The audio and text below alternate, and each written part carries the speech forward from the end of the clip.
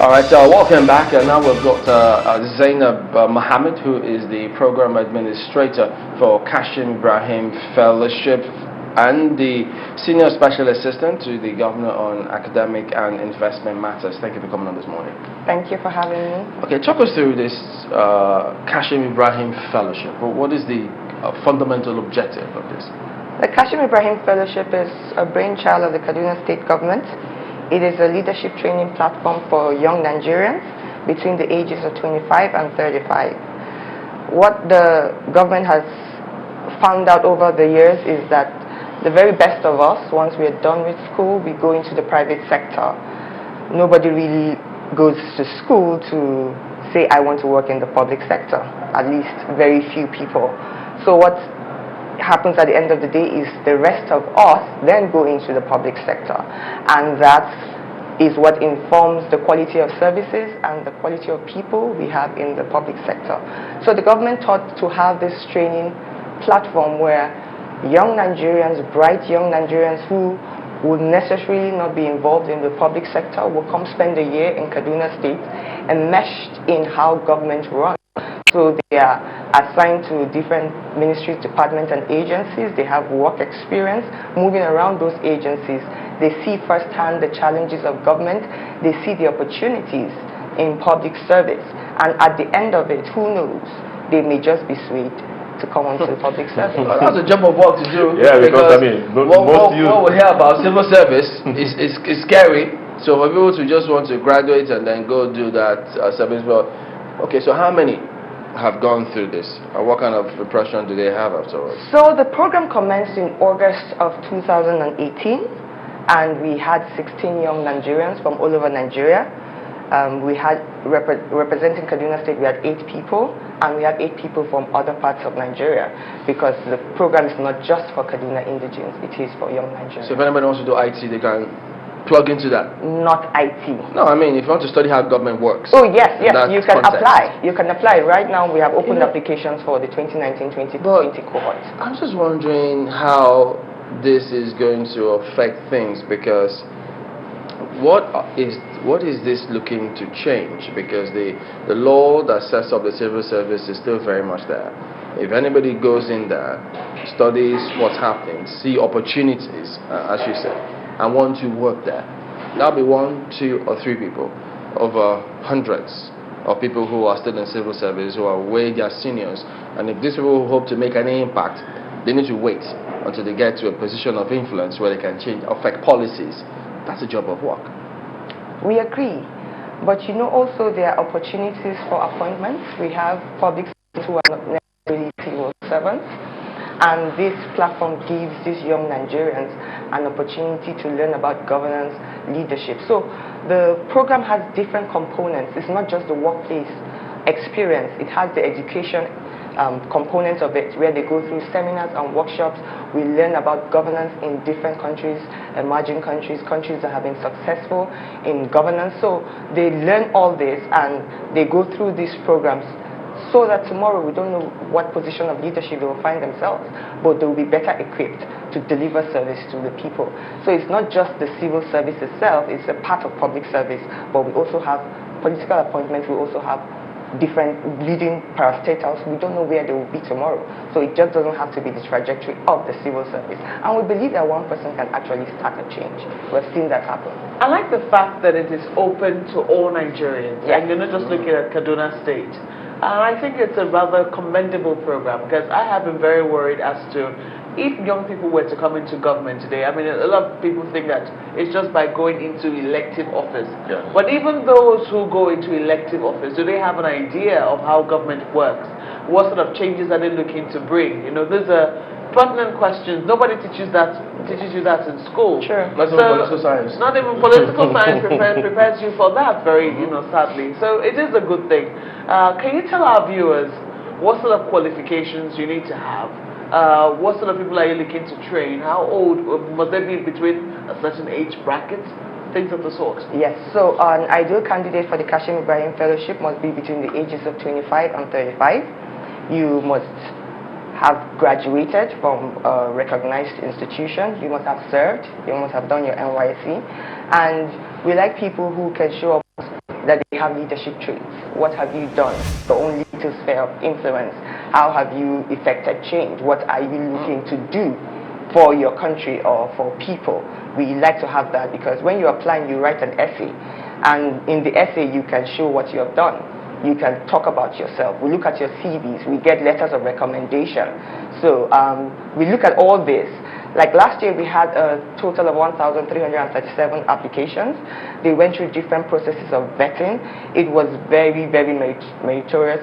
It was not who you know, because the people who were on the panels did not know a lot of people.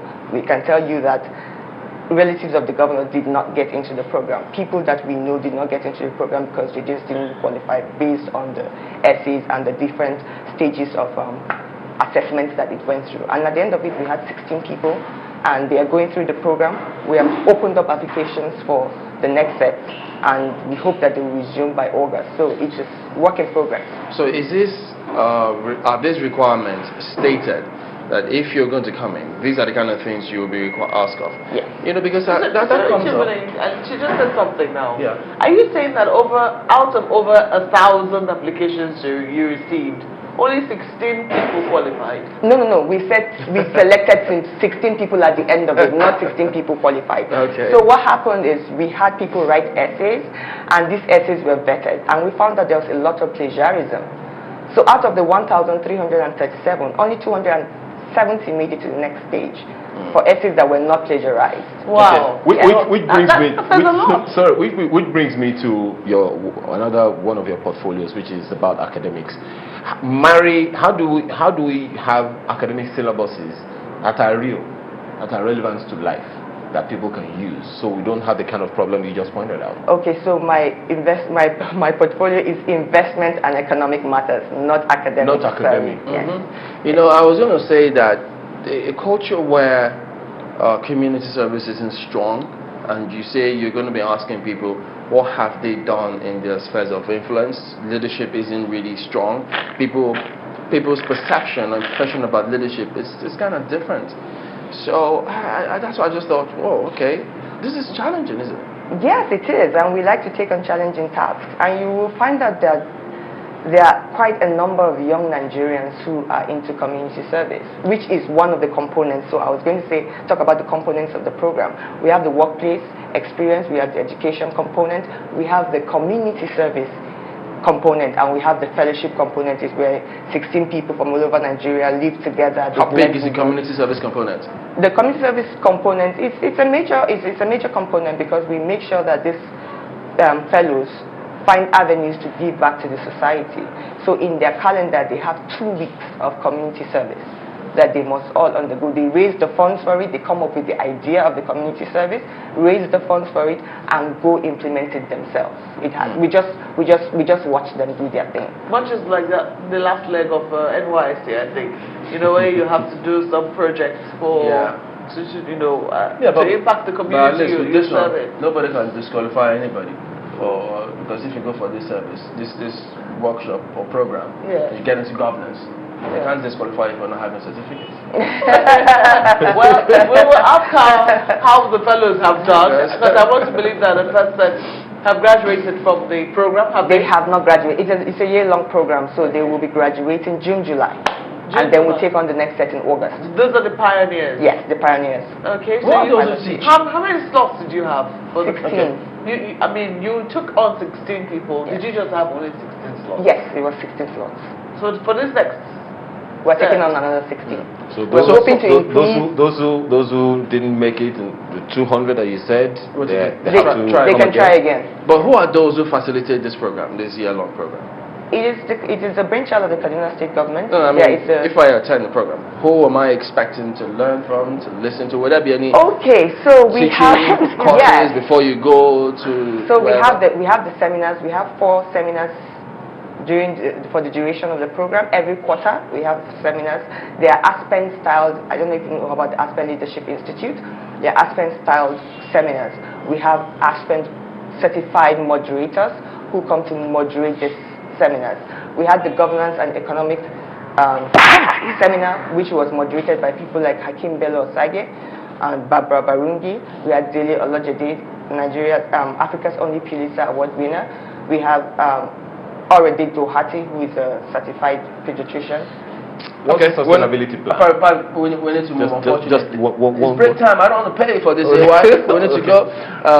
We've been speaking with Zainab Mohammed, who is the program administrator for Kashim Ibrahim Fellowship. You heard about what that is about.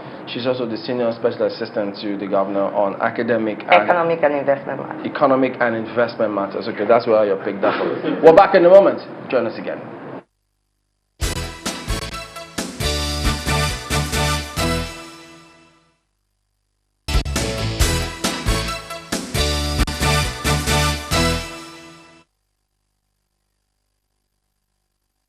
All right, welcome back to Sunrise Daily. It's our concluding moments now. Yes, we're talking about the Kaduna investments. I mean, but we've just spoken about the Kashim Ibrahim Fellowship. We have a fellow of that fellowship here, Dr. Kadans. Thank you for coming on today. Thank you. Well, having attended this program, what's different about you now? Well, it's still in progress. We're the first set, and it rounds up in June or July. There's a big difference for me. I have a public health background and not governance at all. So I've learned a lot in this program. There's a leadership aspect, there's an educational aspect, leadership in terms of work placement, and different aspects of the program. But educational, we've attended courses like one at NIPS, where you learn about the theory of governance, what governance is, definition, and then we get to see it in practice and try to put it in practice. So we're students, so we've been in school, so I've learned a lot. So, pardon me, when you then hear people in the court of public opinion say, oh no, government is this and that, all those adjectives that they describe government with, how do you internalize it now? Very differently, because I used to be one of those people. Looking at the outside, it seems like government doesn't work. Like people are lazy, especially when you look at the civil service. But looking at the other side and seeing all the inputs that go into it before you see a finished product, I have a lot more respect for it. There's a lot of thought. There's a lot of planning that goes into running a state or running a parastatal or an agency that I didn't know before. So I've gotten sort of like a background or a backstage look at some of these aspects of governance. So I look at that very differently now, having been in the program. In the light of this, not too young to run law that is in effect now, do you think the youths are or can be prepared for leadership at state level? Absolutely, absolutely. It takes training, and that's one of the things that kind of birthed this program. We need young leaders. I think we need young people to be involved in leadership, but you can't just go in blindly. There's training, and perhaps maybe one of the reasons that things haven't been working quite as well in our country is because people get into these positions without being prepared. And so this program is trying to kind of bring awareness to that. You need to prepare yourself even before you get to that leadership position. So when you have the skills, then there's a pool of people that can be selected from. So yeah, definitely.